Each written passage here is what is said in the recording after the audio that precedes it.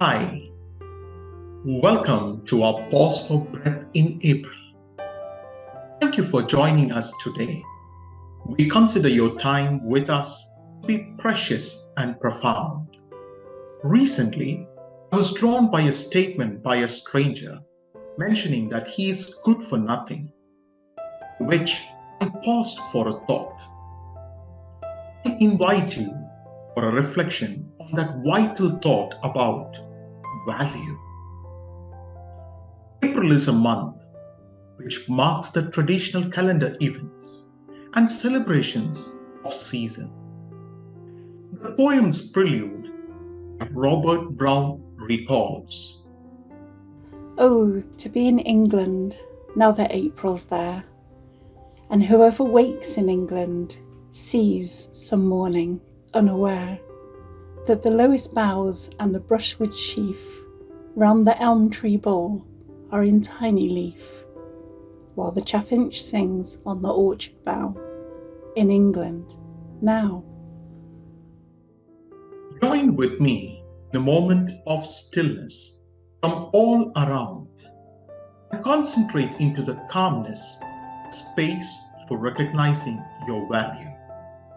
I invite you to light a candle with me if it is safe for you to do so. The light on the candle realizes its value. Often, we neglect the sincerity to value ourselves, and often we base our value on how someone is treating us, how successful we are, how perfect of a life we live. The problem is all those things can change. If we get our value of how people treat us, and if they hurt us or they disappoint us, we are going to feel devalued. Perhaps more than our net worth, self-worth is more significant. We may know that we are unique and there will never be another person just like us.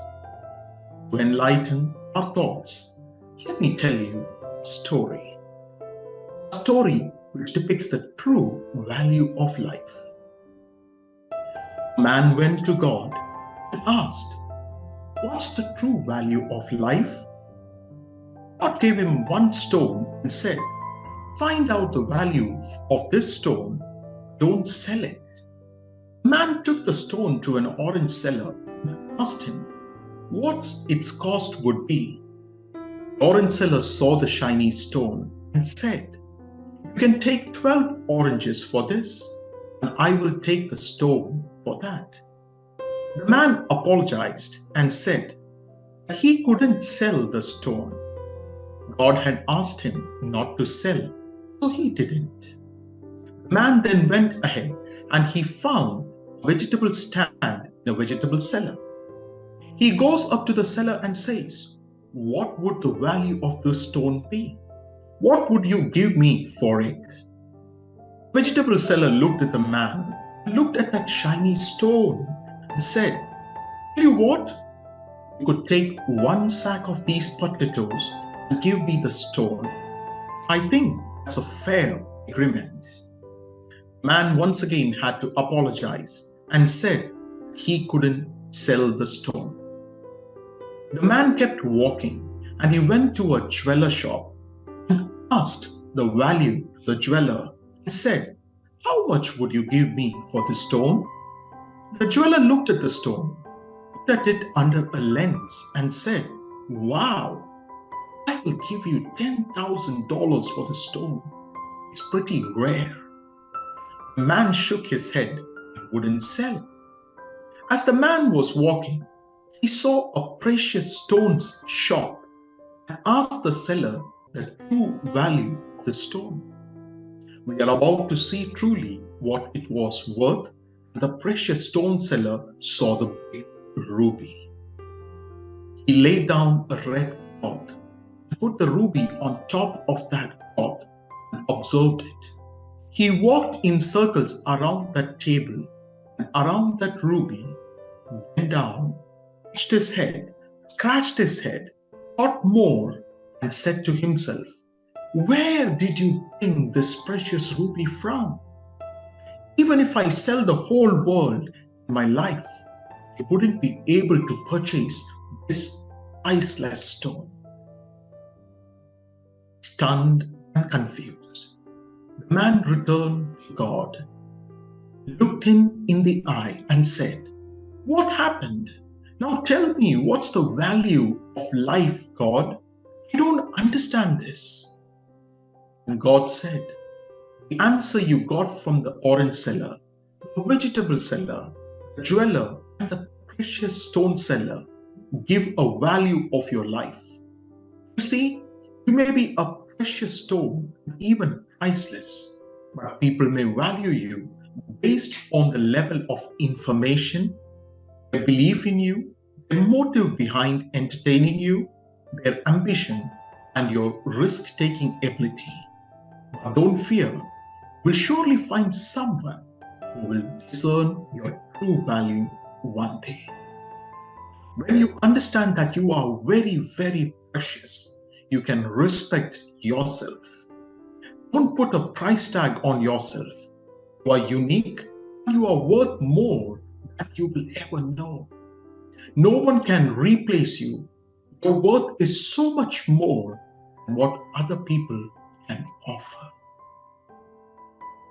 As we listen to a piece of music, let us ponder, how do I value myself?